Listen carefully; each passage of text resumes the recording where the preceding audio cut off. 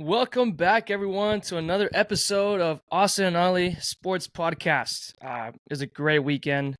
I won one out of my three fantasy leagues. It's okay. I'll take 1-2-0. Yeah, how does it, not everybody can go 3-0 like me. That's all right. 3-0. Oh, you went 3-0 in all your leagues? 3-0. That's all I want to say. 3-0. I mean, hey, come on now. Okay. Come on now. It's about me. I didn't even ask you, by the way. It's all about me. Yeah. And Cowboys were back, obviously, and they absolutely pounded another New York team. So what's new? Texas Rangers are indeed not back, clearly. We'll get into a lot of stuff. We got AU. We got some classes, some notes to take. We got all in the outfield, a couple of stuff. I mean, basically bagging on the Rangers. When am I not bagging on the Rangers? Yeah, that's facts. Yeah, man. What'd you do this weekend, bro? Yeah, really not much. Just kind of hung out on Friday night. Saturday went down to Houston for the TCU Houston game, which was pretty sweet. So got to see Lauren too, which was nice. Emily's sister. But yeah, man, it was sick. It was awesome. Lauren kind of took us around Houston, and I know you had kind of swiped up some of my Instagram stories and all that. And there was I feel like that's where everyone gets taken at. Yeah. Yeah. So, and I've never been to Houston and kind of experienced stuff like that. So I was pretty impressed. And there's some pretty sweet spots. So I kind of just have the stereotype of oh, Houston's dog shit and all that stuff. But That's it was still cool. true. It was a lot of fun. Still true. Yeah. So it's hot out there. How did you feel out there this weekend? It was humid. So the TCU game, it was like a 7:00 kickoff, and we got there at probably it was raining all day too, and so all the like the fan stuff and all that beforehand was just all covered in mud, and just by the time we got up to our seats, it was humid, there was no breeze, so it really wasn't that hot out, but still because of the humidity and just the fact there was no breeze, it was muggy. But lucky, TCU kind of dominated the game. I'll talk a little bit about it in AU, but dominated the game. The boys look good, so we're taking steps forward every week. So made it a good trip all in all. So yeah, man. What about you? Under on that one too. Yeah, nothing much, man. Yeah, I told you. You said I was sweating. I was like, bro, I'm fine, dude. I don't care about TCU and Houston. That's an under, bro. I didn't realize that TCU's defense is actually any good after that first week. So looking a lot better. Yeah, man, that's good. I tried to watch a little bit of it, but I didn't do much. Yeah. Friday, got off early. Went shopping. I chilled a bit. Didn't catch a round of golf. What's up? I didn't get around to golf. It was kind of cloudy, and Rose hey bro, you think we can make it? And I was I don't know. Yeah. And I had to get some shopping, like I said, because it was my cousin's birthday. It was Isaac's birthday Saturday, his birthday party. So did that Saturday afternoon. Saw some Premier League Saturday. If we have time for that, we'll talk about that. Yeah. Just chill, man. And Sunday, obviously, woke up, watched NFL football, and it was amazing. Lovely Sunday. Yeah, it was bro. Nice little casual nothing too day. Exciting. Yeah. Well, nah, that's fair. Everybody needs one of those. But I guess speaking of a little bit NFL, let's get into it, bro. Let's do it. So, yeah, started off Cowboys. Nice little win, as Ollie said, 30-10 over the New York Jets. I want to start it off. I know a lot of the big talking points is the defense and how it's a Super Bowl caliber, elite defense. But I want to start off with Dak. I think that he played a great game. Starting out 13-13, finishing up, completing 31-38 for 255 and 2 tuds. I think that that's kind of the performance that we need him to have week in, week out. I don't think we need him to throw for 350 and 4 touchdowns every week, because we don't. Our defense is good enough that I think that if he's hitting, just not turning the ball over, he's helping you win the game, and he's continuing to keep the offense pushing along. I think that that's something that's going to be great, and that takes us to the upper echelon of the teams in the NFL. And we had kind of talked about it last week, somebody like Josh Allen, who is a stat padding quarterback and has all this hype around him, but he has 80 something turnovers in 4 years, and somebody like Justin Herbert, who again just gets a lot of stats but can't get it done when it matters. We needed to score points, and Dak was able to get the offense out there and score points. They had, I understand, we kicked a ton of field goals and couldn't couldn't convert in a red zone, but like still we're in positions to score. And I think that red zone offense is going to be something that kind of picks up um, as Dak and the offense gets a little bit more comfortable with McCarthy calling plays and Schottenheimer being the OC versus what they did with Kellen Moore and stuff like that. So no, I was really impressed with Dak and the offense in general. Yeah, man, it was a lot of people are obviously upset, or it's like a 50-50. You're either like really hyped Yeah. up about it, or people start nitpicking, which is nothing wrong with that. I think it shows good signs. Like, yeah, you're 2-0, but even your own fan base is still not too confident, even though you're starting 2-0. When you should be happy anytime Cowboys, you man. win in Yeah, NFL it's the football Cowboys, game. bro. I know, and like you start to hear things, and I was like, 30-10, you have a plus minus differential of 60. Has to be. Yeah. 30, 40, 60. Yeah, 60 And people are points. complaining about the offense. But I definitely see it, like you said. But you got to think about this Jets defense that just had 3 turnovers or 3 picks off of it's an elite Josh defense. Allen the week before. And it's a great defense, man. Like, I was willing to see it. And, offense did what it had to do. You didn't see any, like, really big play Dak. It was just give it to CD quick and get him open and just yak. It was just yards after catch. And I think that's like how I think the offense needs to be played, right? I think that you have playmakers out there for a reason. You need to get them the ball in space and get it to them quick, and it allows people to make plays. And I think that's a successful recipe, and especially at all levels of football, really, right? And I think CD Lamb is an elite wide receiver, and I know that in training camp and stuff like that, he was kind of talking about how he's going to show everybody that he's in that upper echelon, that Justin Jefferson, that Jamar Chase level receiver, and I think he's done nothing but show it. Even this week he had 11 receptions, 143 yards. Like, just anytime you get on the ball, he's gonna make a play, and he may take a big hit, but he's gonna get up. He's gonna take that first down. He's gonna take what you give him. Dude, he had that massive hit. I was so scared.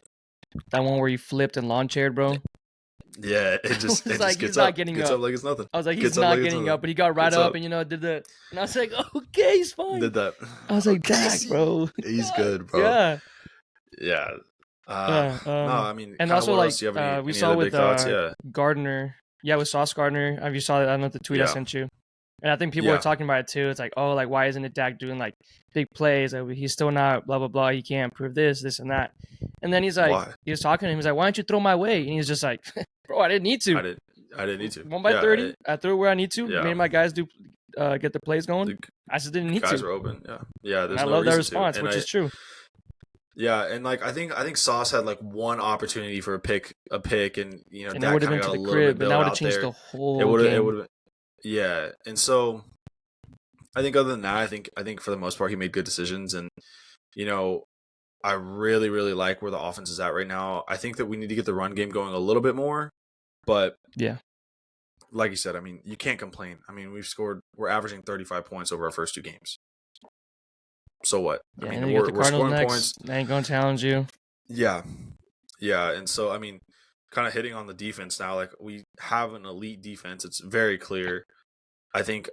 Aside from like what T.J. Watt did last night, like Micah Parsons is the best defensive player in football. It's got to be without a doubt, right? Like, and as a defense, have another game, 3 sacks, 5 TFLs. Hit Zach Wilson 5 times and had 3 interceptions and a forced fumble. Like, there's that turnover margin is just such a, like, having a positive turnover margin is something that like is such a big recipe for success. And I think that this defense just helps. And they turn the ball over, they get to the ball, they make good plays. Like Dan Quinn, like, he's a fantastic defensive coordinator. Like, and we just got dogs on the defensive side. Dogs, just straight so many dogs. And we got depth, bro. We got depth. If I were to say, yeah. So and like, if anything, I was worried about the linebacker depth. Like, I knew our D line would be okay. I knew our secondary would be okay, but like, and I know linebackers was kind of where we were gonna be struggling. But like Marquise Bell and Van Der Esch, like, they're playing well. Like, there's really no causes for concern. Just gotta keep everybody healthy on that side of the ball. So if we do that, I think it's gonna be a special season. It's gonna be a special season. Yeah, it's getting there. I know it's only 2 weeks, bro, but I've seen a lot of glimpses of a lot of good things going our way. Yeah. So we just got to keep going, and I'm trying to take a more realistic approach to everything. because I don't want to get my hopes up too high. But You're joining my train. Like, I feel like at the beginning of throughout the podcast series, you've just been so high on everything. Like, dude, like you're high with the Rangers, and I said, bro, I was like, let's stay level, stay on the ground a little bit, okay? I'm like I'm on the floor. I might be under the floor if I'm being honest. With all my expectations. If you have no expectations, you can't have your expectations crushed. That's kind of how I can't get disappointed. Can't get disappointed. Mary Jane said it herself in Spider-Man, bro. She did. I have the picture saved and everything, bro. She did. I get it ready for every postseason. Every postseason for the Cowboys. I post it right after the loss. It's just like I didn't expect anything. I can't be disappointed. I didn't expect this. Just got to be a pessimist. Makes it easier, huh? Yeah, makes it easier. If anything, you just get surprised and you're like, "Oh shit!" Things. Cowboys Super Bowl. Yeah, right. Hey, can you imagine? Come on. A couple things I was pretty taken aback by, and I felt like it was pretty obvious. Like when you were looking at it, like it kind of made sense. Time of possession. So the Cowboys had the ball for 42 minutes and 15 seconds compared to the Jets having the ball for 17 minutes and 45 seconds, which unbelievable. And that just kind of shows like just the methodical drives that the Cowboys were having, and the defense was doing a great job just keeping them like just getting the ball, like not allowing big plays from the Jets aside from the big touchdown catch from Garrett Wilson. But like, I mean, he's a playmaker. He's going to make a play. It is what it is. And then just total number of plays. I mean, the Cowboys had basically double the amount of plays that the Jets had, 83 to the Jets 46. Just shows, I mean, like when you can control the game and just have your offense on the field, like you're going to be all right. And so still got some kinks to work out. It's still early in the season, but if they kind of keep stuff like this up, I think it's going to be a good year. So got anything else on the Cowboys before we kind of head over?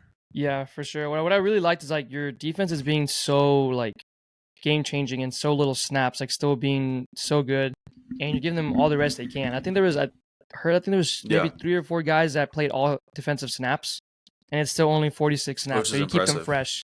Yeah, you keep them fresh, and which is like I love that because 1, you're not risking injury. 2, you're getting other guys in, and you never saw the level of play go down. If I'm being honest. No, I don't think so. And that's what's a good thing about just the offense keeping the ball, controlling the game. And what I'm excited to see, I hope it's not next week or anytime soon, but I know the Eagles did this a lot, or I think it was the Vikings, where like there was quite a bit of time last season where you never saw them trailing in a game. So obviously that's something that we still have to overcome. It's going to happen. And I think it was massive for the Cowboys to win the toss, and McCarthy said, "Yeah, let's start with the ball against his defense, against the Jets." I feel like that's something that they've. Yeah, I feel like that's something that they've done kind of like frequently. I think they did it a couple times last year too. Mm-hmm. And like I like that mentality. I think it means like, hey, like we're gonna show them up, bro. Yeah, we're gonna get the ball. We're gonna go down the field and we're gonna score 7, and we're gonna set the tone right now. And that's something that it's just the confidence. I love it. It's the confidence, and when you have that confidence in your ability as like an offensive coordinator and just the weapons that we have, I think we have a really special team, which is exciting. So can't get too high, can't get too low, but I think we're looking all right. We're good. Yeah, man. I don't really have that much else on the game. Other than we can mention Brandon Aubrey. He still hasn't opened my DM, by the way, guys. He doesn't want to be on the Austin Oli podcast. Everybody DM. He's got like 2,000 followers, bro. I know he saw it. I'll throw. We gotta lob him one too from our personal accounts. See if we can get on here. Right.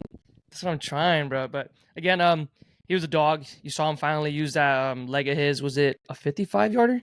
50? Yeah, it was pretty deep. Yeah, it was in the 50s. I want to say it was 55. We finally get to see him do that. He's just the 5th kicker in the Super Bowl era. It's probably like an ESPN stat. I'm sorry I keep bringing these up. He's the 5th kicker in the Super Bowl era to successfully make at least 7 field goals in his first 2 games of their career. So it probably doesn't happen often because 2 games, but 7 field goals is a lot. Yeah. So if you're the guy that's impressive, bad on the Cowboys, you're just like, oh, they're not making points. They're in the red zone, they're not scoring.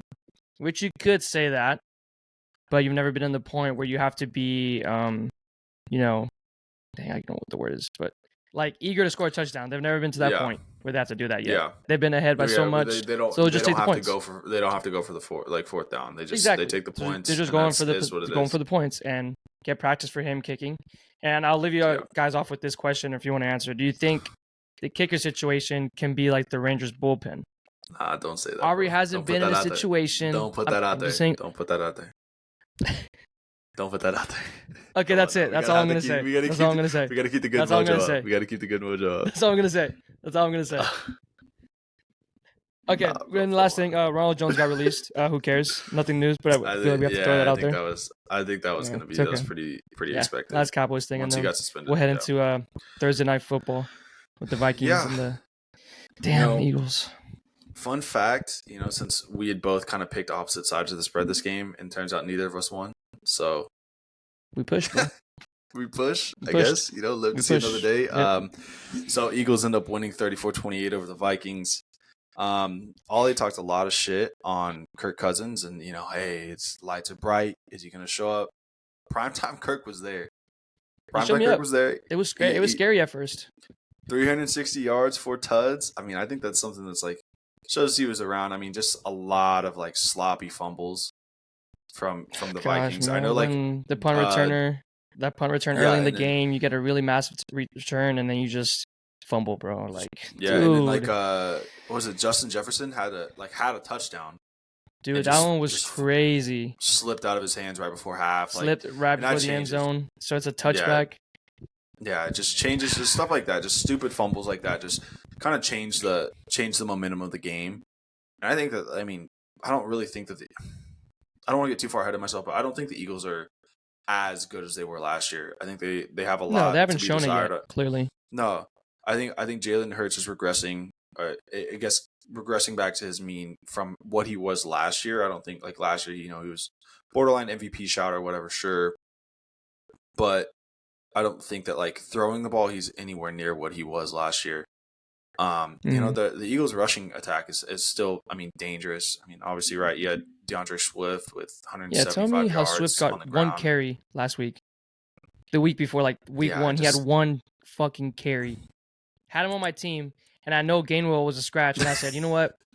But I'm not. I literally called my friend. We both have Swift in different leagues, and I said, are we both gonna leave Swift on the bench tonight and go off?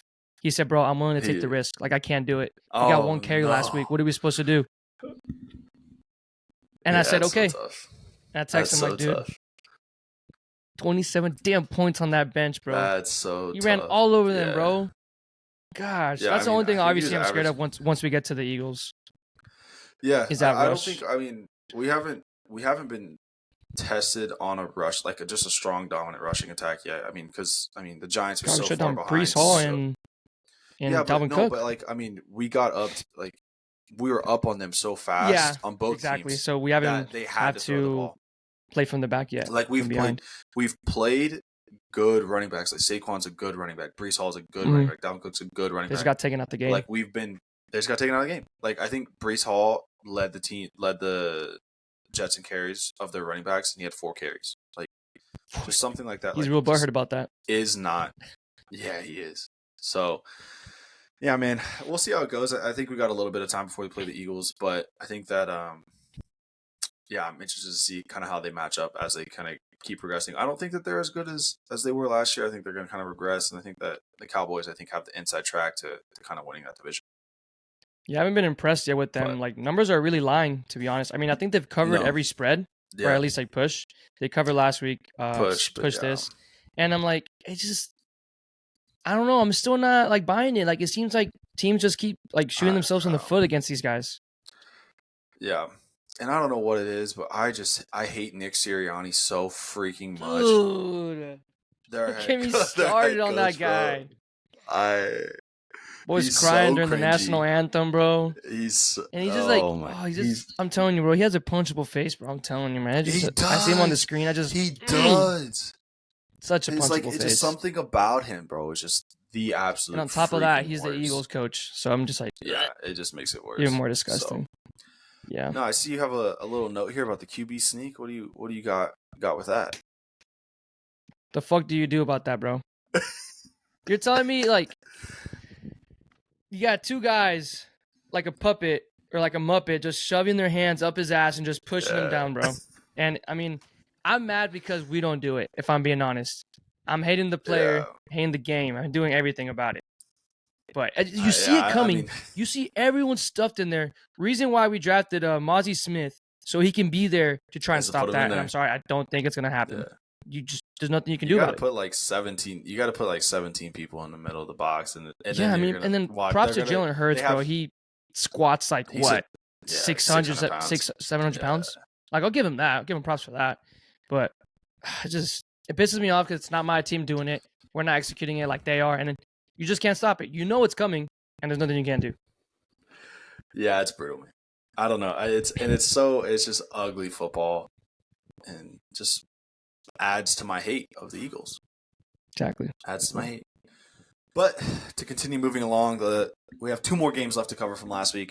I want to quickly hit on this game is the Giants and the Cardinals. So I don't know if you saw it, but Giants ended up winning by 3, but they were down 20-0 at halftime, and then they ended up scoring 24 unanswered points in the second half.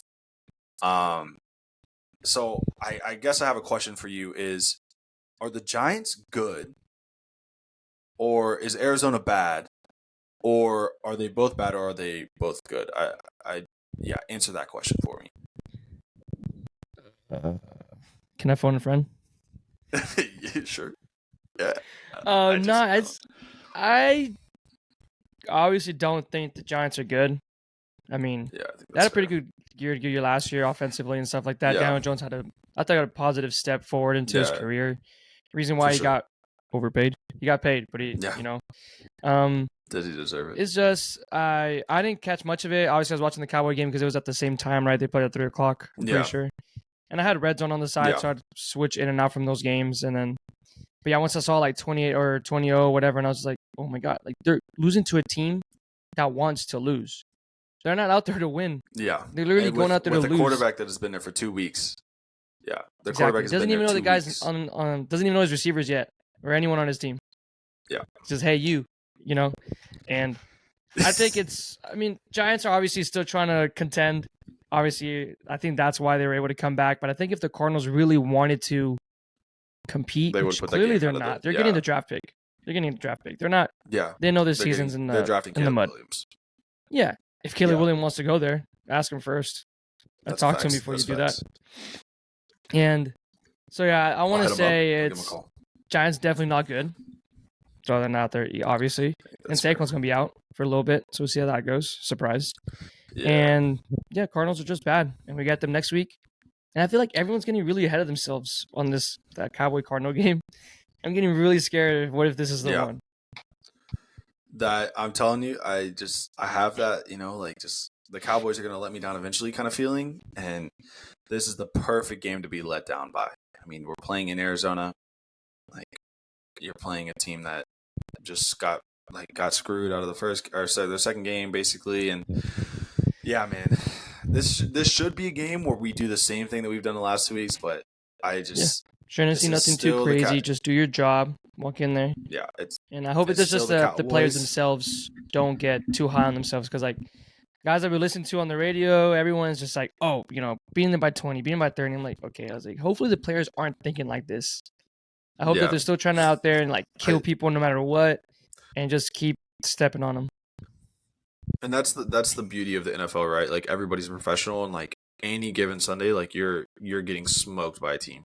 It does not matter. Sunday. I mean, I think like the Vikings last year were like 14-2 or some 14-3, and we just like showed up in Minnesota and blew them out by 40. Like, just never know.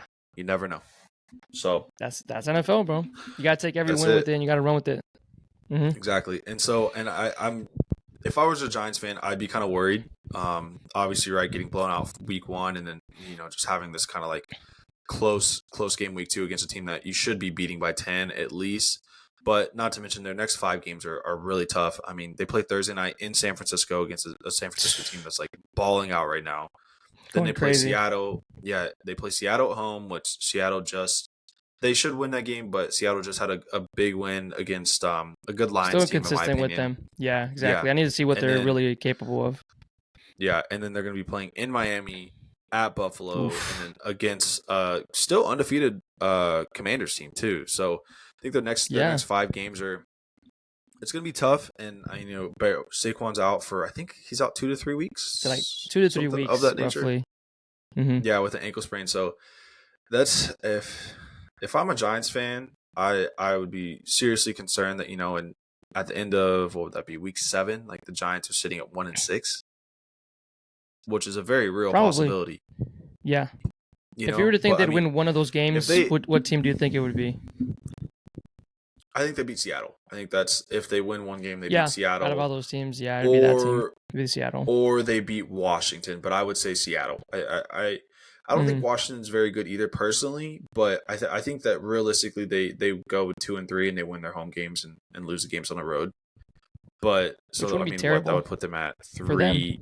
That put them at 3-4. So I mean, 4. that's, you're still living, but like Mm. still, that's I mean, there's like I said, very real possibility that they're 1-6 going into week 8, which is, Yeah. for a team that wanted to like compete for the division, that's a brutal wake up call for them. Come on. Yeah.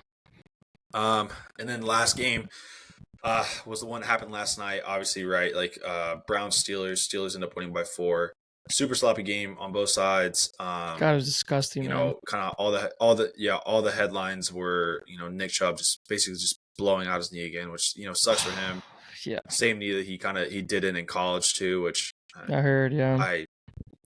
Yeah, it's just absolutely horrible. So, Cleveland offense is going to be in trouble, I think.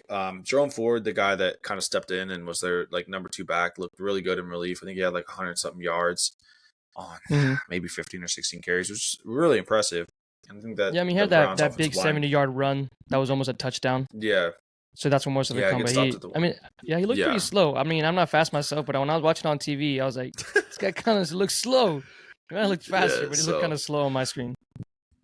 Yeah, and I think that Cleveland's like offensive line obviously looked really bad. I mean, Steelers defense had 6 sacks, had 6 TFLs, and hit Deshaun Watson 11 times. Like that's piss poor from the offensive line. Yeah, and, like, I think their O-line's pretty hurt right now.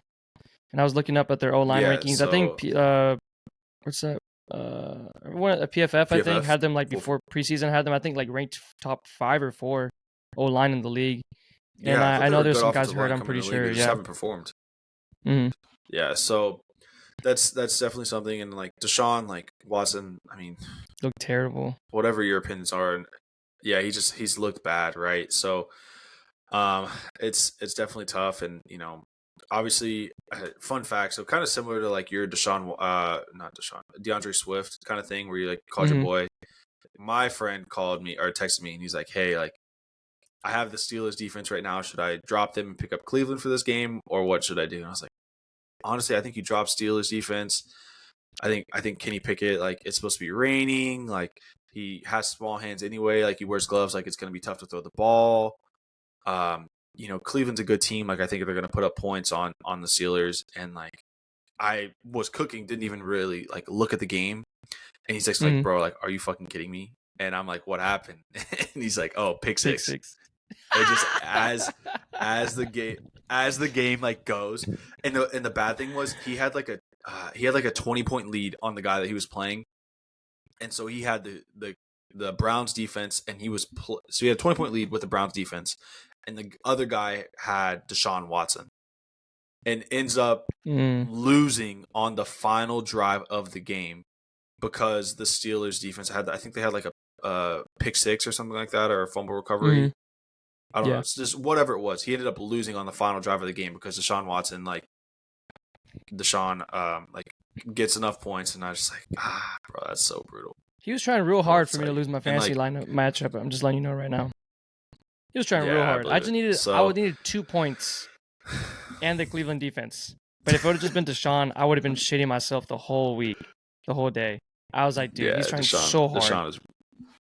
He looked like dog shit. Yeah. So, you know, he's the 31st quarterback too with completion rate, only behind Zach Wilson, or in front of Zach Wilson. So the only person behind him is Zach Wilson on completion rate. Yeah, it's not good among the NFL quarterbacks. Good. I'll tell you that much. Yeah, and he got what, $250 million fully guaranteed. We all know where that's going. Yeah, it's going to massage parlors. I'll tell you that much. You're hurt. Yeah. Yeah, and then I thought it was crazy because Pittsburgh only had 9 first downs while the Browns had 20. And then to kind of put it into context, the Jets, who had the ball for 17 minutes, had 12 first downs. So Steelers defense, not good. Steelers offense, not good. Defense, very good. So see how that kind of goes. But yeah, man, that's kind of all I had on recap of games this week. I know it's kind of talking a little bit too much, but NFL's in full swing, football's in full swing, so we got a lot to talk about with it. Yeah, man, it's America's sport, baby. America. Yeah, that's it. Yeah. So and then kind of just looking ahead really quick, I got some games to watch. Giants, Niners. I think that's gonna be an interesting game to kind of see how good the Niners are. They're 10-point favorites. The Niners are, which I wouldn't want to bet that. I think that's too big of a spread. Just in general, it's a big spread. Chargers, Vikings. That's a battle of 2 0-2 teams that are kind of like looking bad and need to kind of get back on track really quick. And that's a pick 'em. So I mean, yeah, there might be a shootout. I need to see the over under on that one. I mean, because offense obviously are pretty high. So it might just be a shootout to see who scores more points. Yeah, I think I would lean the Vikings on that, but I don't know. Who knows? Saints Packers. I think that's going to be a good game. I want to see if the Saints are for real, and they're 2-0 right now. I mean, they just beat a pretty bad Carolina team.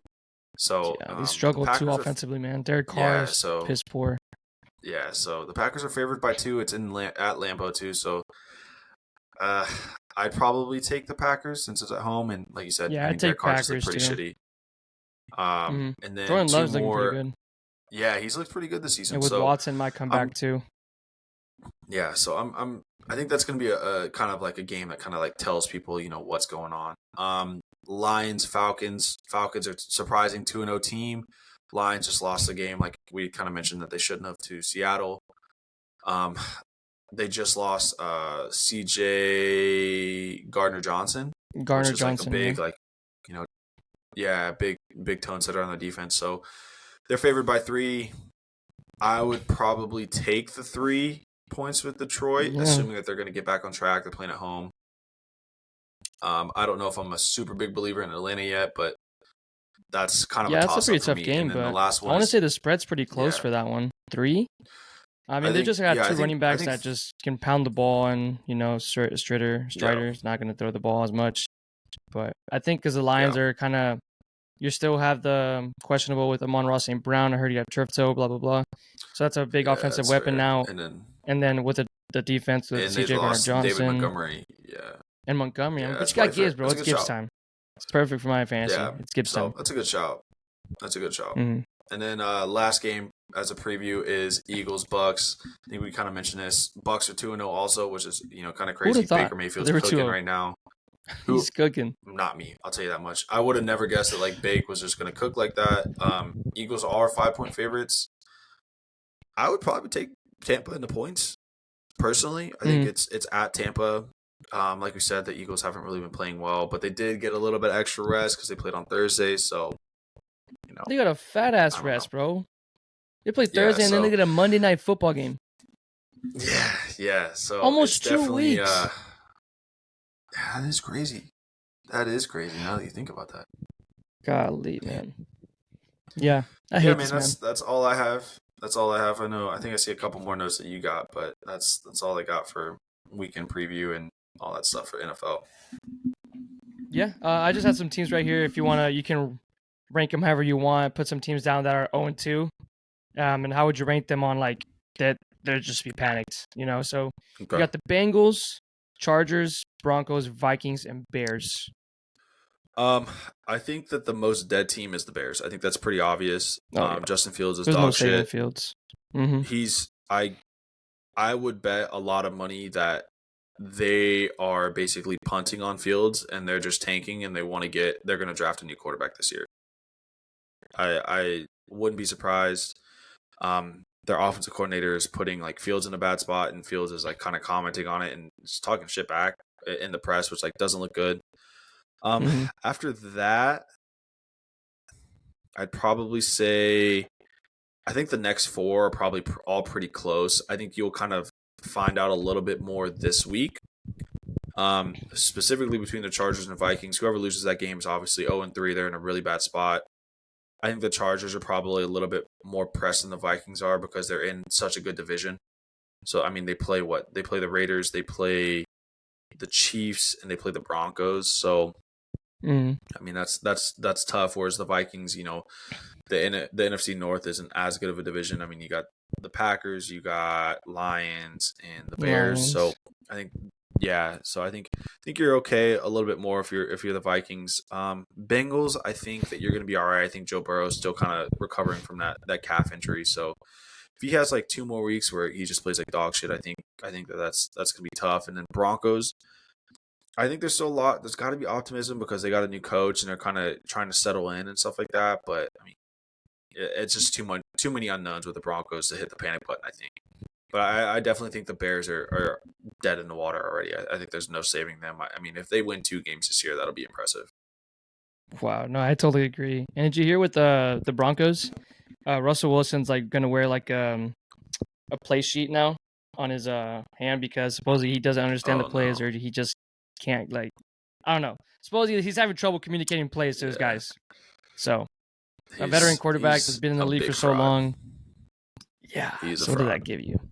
Yeah. I mean that's all I got for NFL. If you have anything else. Yeah. I think I've also seen like one last note on the Bengals. I think I've seen that on the Bengals like Joe Burrow and them have started 0-2 so many times that like that's what I keep hearing too, and I guess it's hard to forget since Super Bowl and then AFC title game, and just just like I think they'll be fine. I think that like of the teams in that group of 5 to be the most optimistic about, I would probably say it's the Bengals and the Vikings, and then I'd probably say least optimistic about the Bears, then the Broncos, and then Broncos. I guess the middle team, and then the middle team would be the Chargers.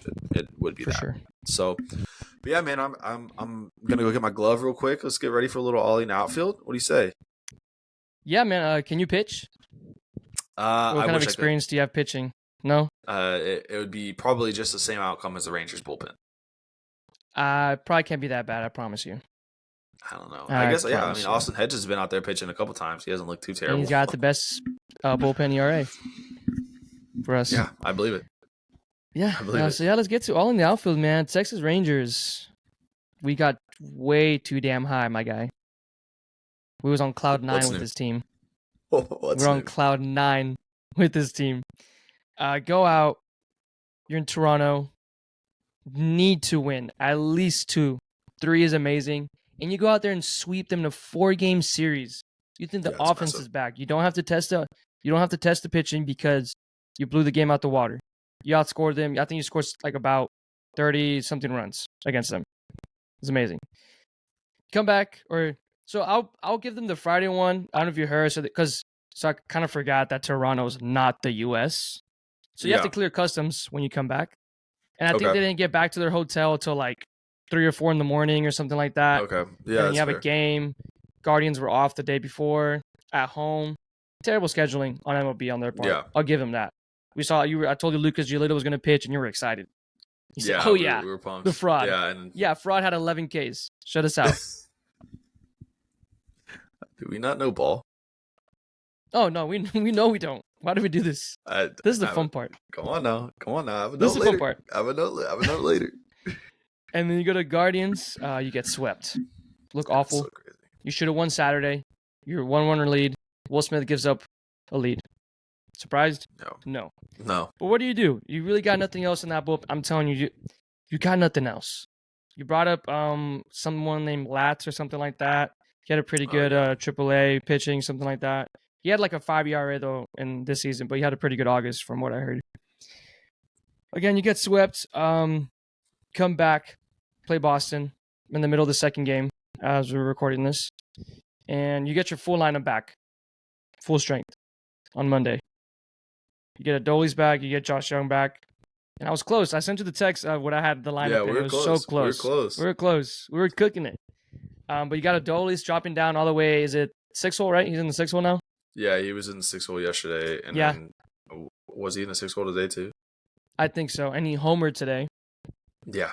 And yesterday's game, again, Monday's game, another blow. You blow it. You're up by 2 runs. You get Marcus Semien, first pitch homer, and you're like, okay, we're back. Yeah, like Red Sox and Guardians are out of the playoff picture. Not officially yet, but they are long gone. They're playing for nothing. They're looking forward to be home already and just forget about baseball. They don't want to play baseball anymore. And that team beat you, swept you, and you're going against the Red Sox. Got a 2-run lead, bringing Will Smith. to the point where Bruce Bochy, I mean, you saw the video, he finally He was breaks pissed, bro. character. And He I was love it. pissed. I give him props. I don't know how you sit there and camera guys in the production booth, they got to go, okay, get Bruce Bochy on the screen. And, he's just sitting there, always just like, I'm sure he has so many things in his head. It's just like, damn, bro, my fucking team sucks, bro. But what do you do? And then you finally get the camera on him, and he's pissed. He's pissed. You pissed off the old man, bro. You better get a heart attack, bro. God, I'm sure he felt that all on his knees. So you blow another lead. I was pissed. And they get him on the fan today, and obviously they're like, hey, first question we're going to ask him, what happened? We're gonna ask him about why are you mad? Yeah, why are you mad? And he answered, he chuckled, and he was like, some of us, we're human. Guys, we show emotions. Like, I'm competitive. It happened. He's like, we had talked about something, and they did the complete opposite, supposedly. Like, obviously, I don't think that's where the pitch was supposed to be. And then, allegedly, I heard, too, the guy that they walked intentionally, or they walked someone base loaded to try to face this guy, the lefty. And his nickname is literally the Lefty Killer, which means he hits good against lefties. Wasn't Will the guy Smith that is a lefty. Wasn't the guy that we intentionally walked like hitting like 180 something? Yeah, or 160 something. He was like the 8th hole. Yeah. Well, you don't do that. It doesn't make any sense. It just like does not make any sense. Yeah, you tell me. Yeah. I don't know. Do you have the game pulled up for this one right now? For Tuesday? We're currently winning 4-3. Big Heaney is pitching in the top of the 7th. Yeah. Oh, lovely. Uvalde went 5? He went 5, and then Stratton came in, pitched a clean 1 inning, no hits, 1K on 11 pitches, and Big Heen Dog's in there right now. So Uvalde gave up 3? Yeah, he gave up 3. They got a guy on second. So, and then they got 1 out. Can you see who scored for the Rangers? Because I know Dolly's had the solo homer. Yeah. Let me see. It's pulling up right now. Sorry. I know Simeon. In the 5th inning, Simeon singled to left with Leote scoring. Nice. And then in the 6th inning, so that took it to 3-2. And then in the 6th inning, Jonah Heim doubled to right. And Adolis scored. And then Leote singled, and then Heim scored from second. So wow. Okay, props to Leote. I think that's a guy under the radar. Leote's been hot. He had a 7-game hitting streak. Lately. He was batting like 380. Yeah. Really? Okay. See, you never know. So, yeah, man, it's tough. We got to get back on track. We got to win tonight. I think tonight's as much of a must win as you can have. I think we're dead even with the Mariners for that final wild card spot. And the only reason why that we have the wild card spot is to be able to hold the tiebreakers. So the Astros keep on losing. Blow lead last night. And Cedric Mullins we get pinch Seattle. one. Dang. And then 7 games, Seattle bro. We have weekend, 7 games. 7 games with Seattle, bro. That's we go that's through determine 3. We go 4. 3, and then 3 in LA, and then we end the season 4 in Seattle. 4, dude, that series is going to be massive if we keep playing the way we do.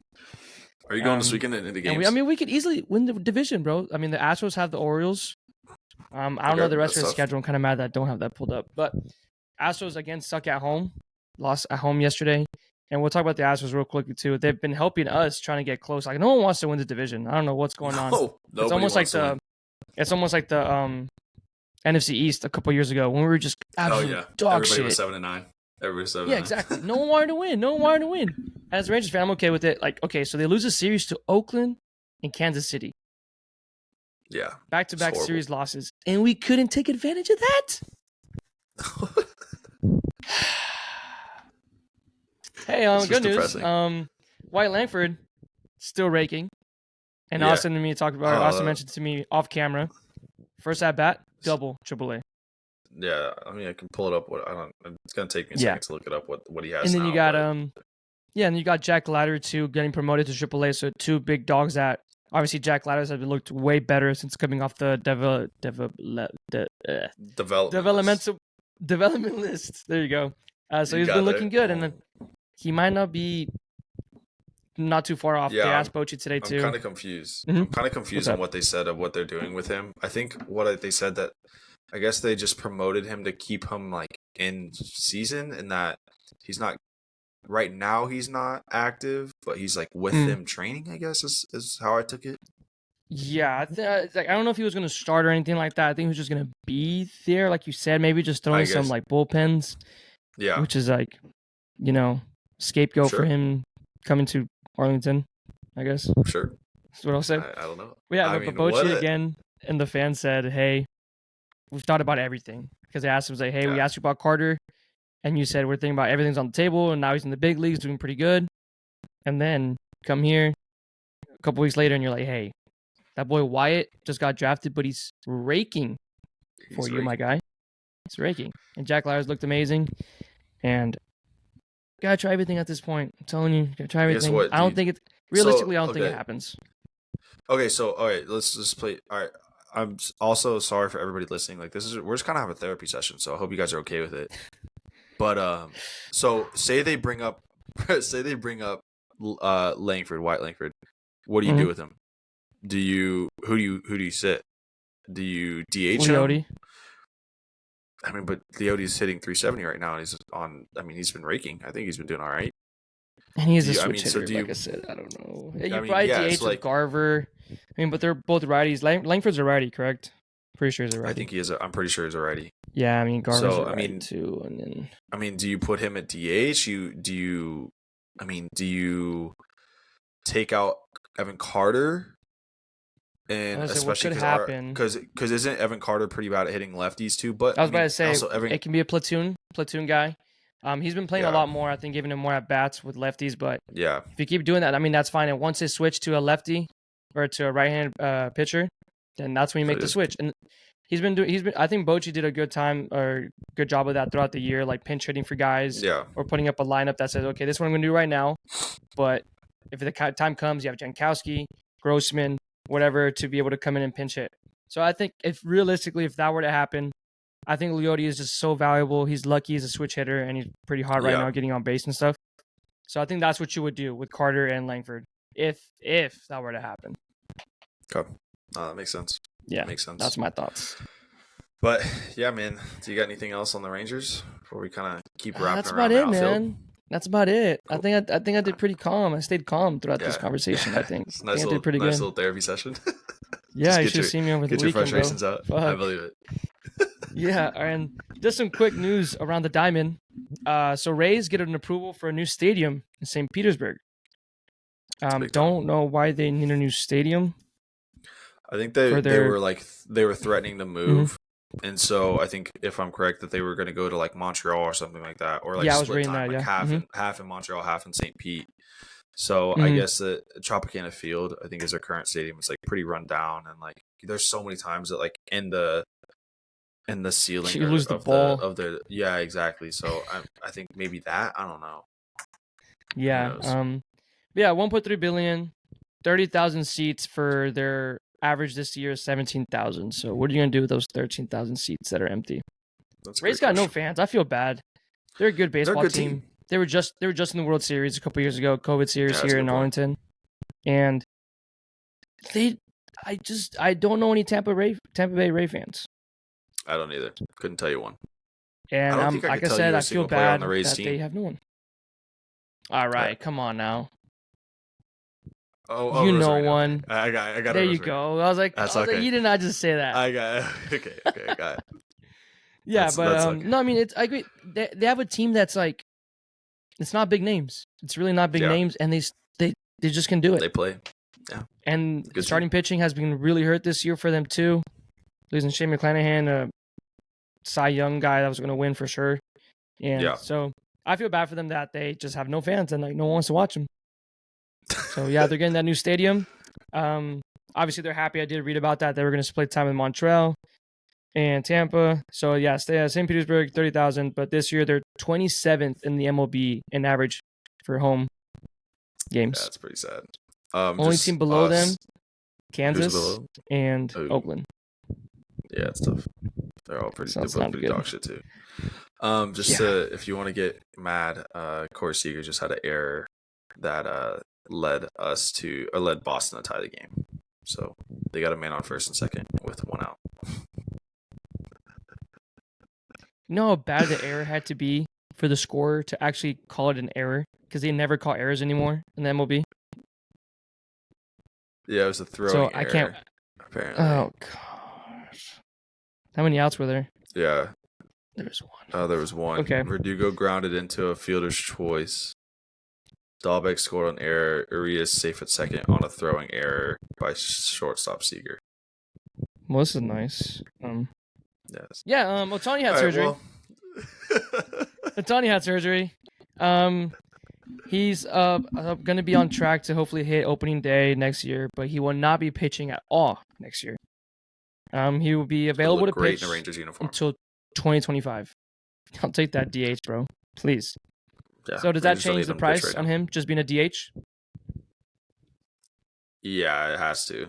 I think that because By it's how like many no zeros? guarantee that he can stay healthy pitching wise. Because what they were saying he was going to get 60 million a year. Nice, cool 45. Some crazy amount. Yeah. Just call it because he's like 26 or 27, right? He's pretty young still. Mm-hmm. Yeah. Maybe 8 years. 8 years. 360 million or 380 million, something like that. Whatever that comes out to. Yeah, because I think they were roughly going to around like the 600 mil. I think it's where they were going at it with it, like just predictions. Yeah, that was with him pitching. I think. Yeah, I mean, if he's only going to be able to play DH, I mean, and there's pretty genuine injury concerns. So, I mean, maybe he just kind of turns into a closer or a relief pitcher when he does pitch. Yeah, I don't know, to try and I don't know save if he'd like that. I think he'd want to stay starting pitching. And I mean, I think if he does sign with the team, or obviously he is going to sign with the team, and when he comes back to pitching, you might have to tell him to be your team would have to adapt to maybe like a 6-7 rotation. Yeah, makes sense. Have him like in college or like high school baseball, just Friday night. Like, hey, Friday night's your day, and the whole team has to work around it. You know, it's like you're gonna pitch Friday night. Okay, that's what you're gonna do. And to keep him healthy, and I think that's not a bad idea. It's just that the team is capable of having like those extra days, messing up everyone else's routine. But you're like, hey, you're not Shohei, so you have to adapt to this guy right here. Okay, you do whatever you want. Clean his shoes if he needs to, bro. Help him with his English. God damn it, type shit. But yeah, no, he got surgery, so that's gonna happen. Obviously very interested. I don't know what the odds are of him coming to the Rangers. But you know, we like to pay people that are injury prone or just have previous injuries. Yeah, that's facts. So Mike Trout and Otani would look very nice in Arlington. Were you gonna say something? No, I'm good. No? Okay. I guess I was like thinking in my head. I was like, what happened to JP Martinez? Because I remember that we signed him the summer that we were going after Shohei and didn't get him. So what happened to him? Is he still on the roster? No, he got sent back down, and as he got sent back down, he hit a homer. So obviously he can still rake. Just wasn't doing at the MLB level. Okay, cool. Yeah, I was sitting here thinking about it. I guess.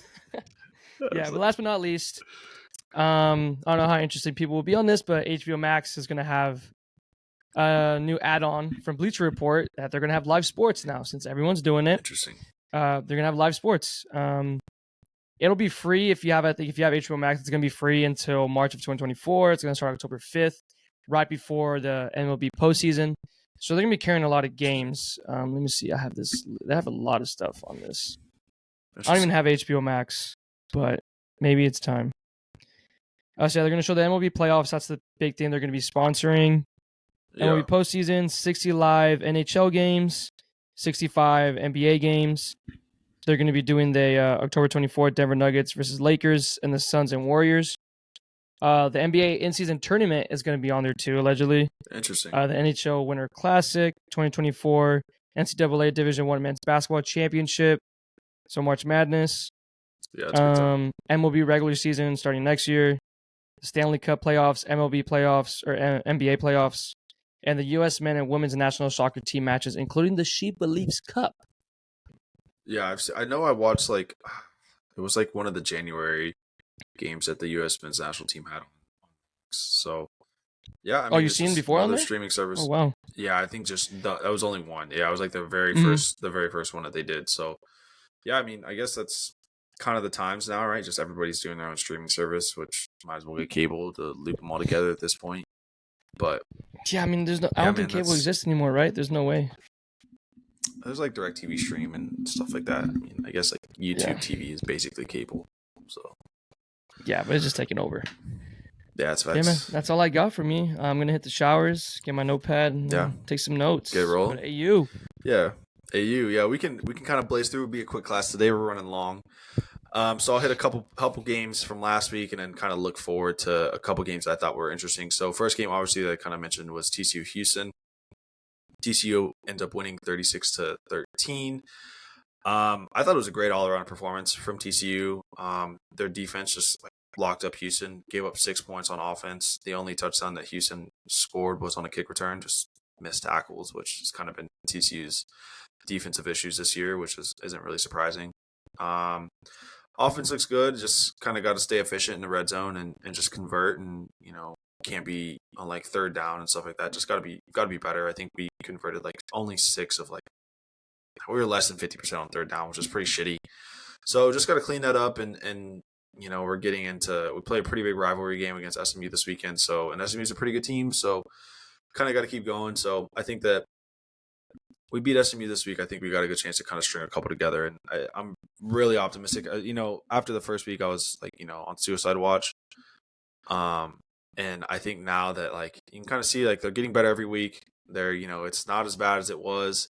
So hopefully we can kind of string a couple along and just get better every week, and maybe we make a play for the Big 12 championship at the end of the year. BYU Arkansas was one of the games I kind of talked about last week. And I was actually really impressed with BYU. So this game was going on as I was driving down, or as the same time as the TCU Houston game, but kind of catching up with it on highlights and Twitter and all that stuff. BYU, that's a really impressive win for them, and in Arkansas and stuff like that, right? So KJ Jefferson, who's Arkansas's quarterback, just made a couple crucial mistakes in clutch moments. And I kind of feel like Arkansas kind of beat themselves. Some stats here: BYU only had 7 penalties for 45 yards, whereas Arkansas had 14 penalties for 125 yards. When you do that, when you're an undisciplined football team and just kind of make some turnovers and you just beat yourself, you're not going to win a lot of good games, especially against a team that like BYU, that's a good team. I if they had a better schedule, I think that I could say that they would possibly compete for the Big 12 championship. But they play TCU, they play Texas, they play OU, they play Tech. They just play a lot of really good teams in the Big 12, so it kind of sucks for them. But I think they're still a good team, and they can kind of make some noise and knock some teams off, and I wouldn't really be surprised. And then the game that I said was my lock of the week, turned out to be a really good game. This was happening as we were driving down to Houston, and Missouri ends up winning 30-27. So it shows how much I know ball. But really, it was a really good game. I mean, it was 2 evenly matched teams. I think total yards pretty much about the same. Kansas State had 408 to Missouri's 430. 19 first downs to 20 first downs. 6 penalties to 7 penalties.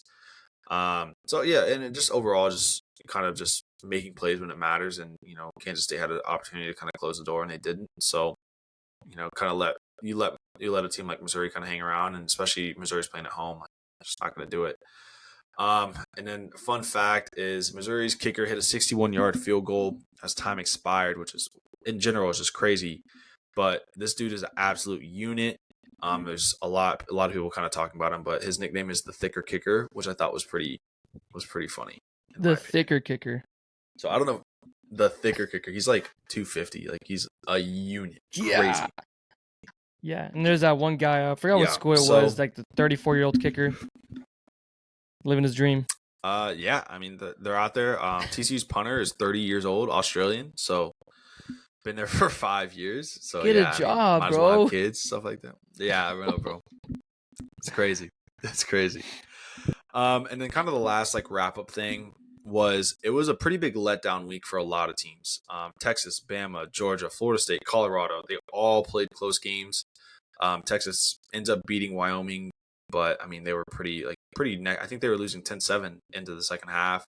Bama was down, in a really sloppy game in the rain, and against South Florida. Georgia, I think ended up only beating South Carolina by 7. Florida State beat Boston College by 2. And Boston College is not a very good team. Colorado beat Colorado State in double overtime. And, Colorado State probably should have won that game and gone for 2 at the end of the first overtime. So just a lot of like really close games. And for a week that, didn't have a lot of like marquee matchups, there's a lot of really close games and teams that kind of got caught lacking. And then the Big 12, while they did have a good win, and BYU had a good win against Arkansas, and Texas had a good win against Bama, they had some embarrassing losses this week from kind of like teams that are in the bottom of the Big 12. Iowa State lost to the University of Ohio. The real Miami of Ohio beat Cincinnati 31-24. Oklahoma State got like absolutely dog walked by South Alabama. So like that's just a dog shit result. Like Mike Gundy, is playing his kid at quarterback. Like it's abysmal up there. So yeah, there's a lot of Matt Campbell, the Iowa State head coach, like is like walking back to the locker room after the game, and like this guy, like I don't know if you've seen a video of this, but this guy's like, "You're on the hot seat, and he like is like trying to jump over the barriers to like fight this guy. Like it's just these teams are all a mess. It is absolutely brutal for some of these teams. God. And then kind of just looking ahead, there's a lot of like really, really good matchups this week. Florida State, Clemson, UCLA, Utah, Colorado, Oregon, Ole Miss, Bama. Like I think there's 8 or 7 like ranked matchups, which are all like going to be amazing. So for a college football fan, you need from last what week, you need, right? So last like, weekend. you're a neutral. Like this is going to be a great week. Like get a laptop and a TV set up. Like all day Saturday, you're going to have shit to watch because I mean, there's so many good games. And so I kind of did want to run ahead. I got 9 games here that I think are good games to look ahead to. That I want to pick a little winner. See what I was thinking. See how I can do. We can look back on it next week and kind of see how I did. So, Florida State, Clemson. They're playing at Clemson, but I think that I would want to preface this. I think Florida State wins as long as their quarterback's healthy. I know in the game last week he kind of was like I think he like banged up his wrist or something like that. So you don't know, but I mean as long as he plays, I think Florida State wins that game.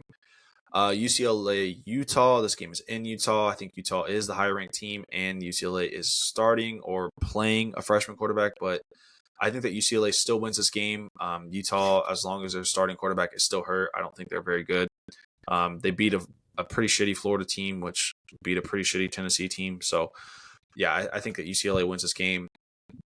Colorado, Oregon, obviously, Colorado's pretty hyped up right now, but I mean, Oregon's just a better team. I think that's Colorado's 20.5 dog. Yeah, and I think they cover, but I don't think they win. I also said the same thing against TCU. Even with no Sanders, Travis Hunter. Yeah, I still think they cover. It'll be a shootout. Bet the over. Whatever the over is, bet it. If it's be high, man. College football be high.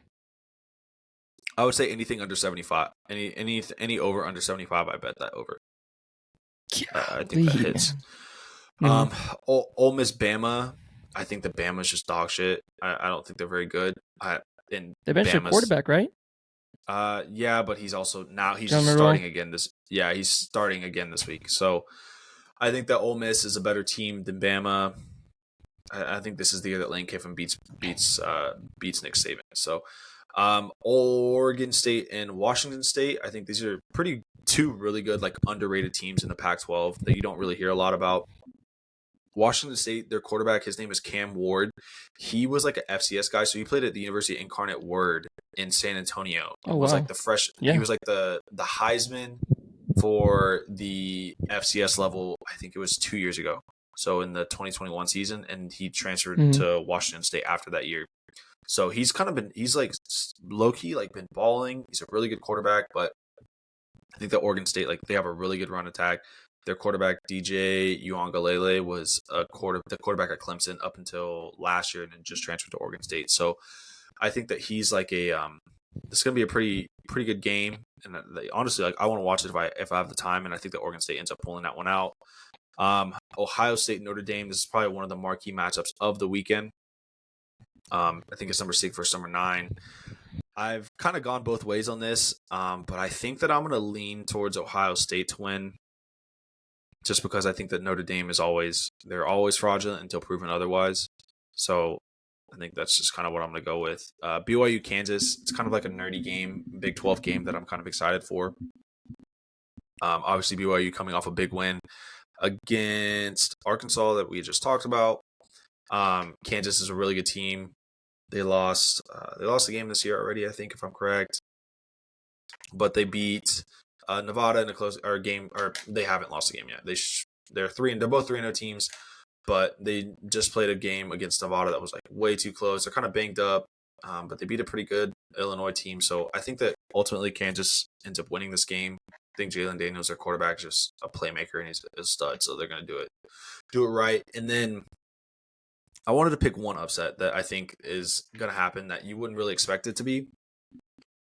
And I think that UTSA is going to go into Tennessee, and I think they're going to shock Tennessee. Like San Antonio?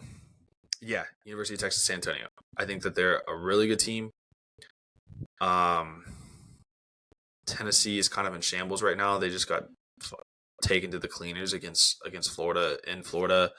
Their quarterback isn't. I can't remember his name. The Tennessee quarterback, but he's not very good. This is as much of a trap game for Tennessee as you can find. And I think that UTSA. Whenever we post our picks for the weekend, UTSA covering the spread will absolutely be my pick. But I want the record to show that I'm picking UTSA to win this game outright. Just why not? I just have a gut feeling about it. They have a really good quarterback. Jeff Traylor, I think is his name, is their head coach, and just I think they're going to be really good. So. And obviously, last game is the battle for the Iron Skillet, TCU, SMU. Kind of see who's the better team in the DFW Metroplex. And obviously, I'm gonna ride with the Frogs. I'll be there, be on scene, having a good time. But yeah, man, it's kind of quick and dirty. AU. I know we're kind of running a little bit long here, so we can kind of finish up our segments and stuff like that. But yeah, man, that's all I got. Good content, though. Good content, man. Good content. I love it here and there. So I'm loving it. Yeah, hopefully everyone's enjoying this. I hope so. So yeah, man. Moving along to a little YDKB. You don't know ball. I do got to shout out Colin Cowherd again. The two-time champ. two-time. After going 0-5 week 1, he improves by a little bit. Goes 0-4-1, so he pushes 1, but still goes 0-4. Nice. Missed the Bears plus 2.5. That was a dog shit game. Giants minus 4.5. Which I was also on the Giants, but what are you gonna do? I can't blame him on that one. Yeah, I can't really blame him on that one. Broncos lose a close game. Patriots plus 3. I guess I can kind of defend that one too. And then Panthers, they push the plus 3. So yeah, Colin Cowherd doesn't really know ball still until proven otherwise. Still. And then I kind of just threw a little something in here. We don't really know ball because we kept saying the Rangers were back, and they're proving us wrong. Us as a show did not know ball, man. Yeah, we didn't. I don't know why people are listening to us, but hey.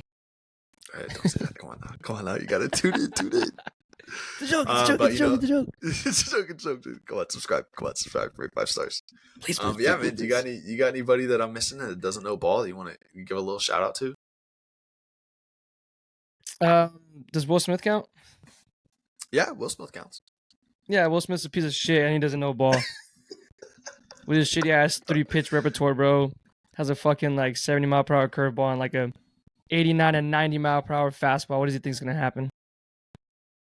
Yeah, it's tough. So yeah, is this a venting session or is this a personal vendetta segment? The whole bullpen should just not have a ball. They shouldn't have a ball. Okay. All right, and then that was YDKB. Quick little segment, and then last little segment that we got is a little hot take of the week. I'll let you go first. You can do the honors if you want. Okay, yeah. I don't have anything yet, but I'm not even sure. I feel like every time I do this, it's not crazy hot take. I mean, I think it's a good hot take. Yeah, but our very own Michael Parsons will be the NFL MVP this year. I like it. It's not a quarterback. It's not a quarterback award. It is Micah's award now. If he's healthy and he just keeps on being the lion that he is, crawling, dragging his nuts all across the quarterbacks on his sacks, he will be the MVP. What do you think? What stat line do you think allows him to win MVP? How many sacks is he at? 3? He's got to. 4? He's got to be at 3. at least. There's 17 games. Yeah. 3 times 17 is I 41. say God, nah, he won't give. I think his line was like 18 and a half. I give him like I don't even know what the all sack season leader is, but like 25 sacks, bro. So he's currently on pace for 25 and a half sacks. Okay, yeah, see, there you go. 25, 26. Yeah. I think that's a good shot. I think if he hits like 26 sacks, maybe a couple forced fumbles, maybe a pick, maybe 2 picks. I think that's. I mean, And I just think if the defense just stay as like how they are, what's their new name? Their defense name? I don't know. Yeah, I don't know what they're Gosh, calling it. Do they have a name? I thought they did. I forgot, but at least it's not Hot Boys because them boys were bad. Them boys were cold. Yeah, that's facts. But That's facts. yeah, no, I think if the That's facts. defense just stays as good and consistent and just unstoppable, and everyone's recognizing it, and it leads you to obviously a lot in the playoffs and stuff like that. I think it has to be Micah. I don't think there's been an offensive player just yet right now that's like blowing your mind. That's like, oh, dude, he's MVP. I mean, you have Jada. I think it's gonna it's gonna have to be a perfect storm where there's like not a offensive player that's not like super like just going crazy, but Mahomes at a slow start. Yeah, I think I think that's pretty valid.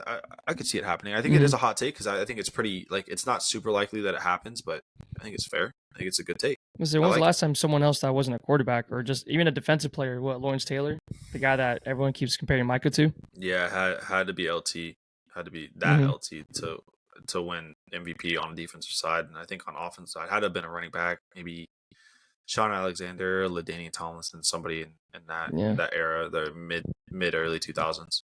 Yeah, man, I like it. I think it's a good take. I think it's a good take. Preach. And then my hot take is, it's kind of not as much a hot take as like a, rhetorical question. Is everybody was hyping up the UT Alabama game, and so like it's battle heavyweights, and because Texas ends up winning that game, is Texas back? Are they really a good team? Are they national title favorites now? But my question is, what if UT and Alabama just both aren't good, and they're not? I think they're both good teams, and I think they're both like. I think Alabama's an 8-win team, 9-win team. I think Texas is an 8 or 9-win team. They have a pretty easy schedule. But like, what if they're not? What if neither of the teams are good? I mean, Bama like doesn't have a quarterback, and they just barely won in a dogfight against University of South Florida, and in Florida or Texas, is kind of having to work and compete against Wyoming, and like. What if neither of them are any good? And that, really, I think the Big 12 is a little bit more open than people are thinking, with, just assuming that Texas and OU are going to be the ones that are playing in the Big 12 championship. And I think that there's still a lot of really good teams in the Big 12 that could compete. I mean, we already talked about BYU, Kansas, Tech, not really Tech anymore, but like Kansas State still can make some noise. UCF is undefeated, and TCU is getting better every week. So I don't know if Texas is as good as they are, as good as they should be. So I mean, they obviously still are favorites, but to win for sure the Big 12 and to make a run in the playoffs. But yeah, that's kind of my hot take is, just put it out there. Maybe Texas isn't as good as people thought they are because they beat Alabama, but maybe they just beat Alabama because Alabama stinks. So that's that. There you go. Yeah, I guess we'll find out, man. It's a long season. Yeah, we'll find out soon enough, fraud or not. Yeah, man. You got any final thoughts or anything like that? No, man. I'm hoping that we're at a high again. It was fun last week. I promise you. Last episode was fun. Hey. I was at a high. We were at a high. Ooh. Rangers were good. Hey, we're winning 6-4. 6-4. That means another opportunity for the bullpen to blow it. Going into the 8th, 6-4. So, yep. Well, yeah, man. Well, cool. Well, that is pretty much it for another episode of Austin Oli. Guys, go follow us on social media. So that it'll be in the description, but we're on Instagram at Austin_and_Oli.